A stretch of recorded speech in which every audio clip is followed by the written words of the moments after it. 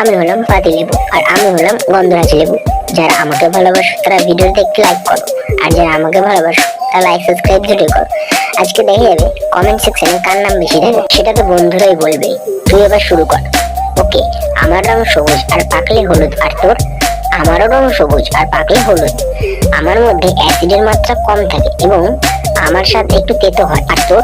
আমার মধ্যে অ্যাসিডের মাত্রা বেশি থাকে এবং আমি সুগন্ধিতে ভরপুর। আমাকে ব্যবহার করা হয় সুস্বাদু খাবার বানাতে এবং বাচ্চাদের পছন্দের জিনিস জুস বানাতে। আর তোকে? আমাকে ব্যবহার করা হয় বাচ্চা থেকে বড় সকলের পছন্দের শরবত বানাতে এবং তোমাদের সকলের প্রিয় খাবার মিষ্টি বানাতে। আমি আকারে ছোট হয়ে থাকি এবং আমার দাম 4 পিস কি 5 পিস 10 টাকা। আর তোর?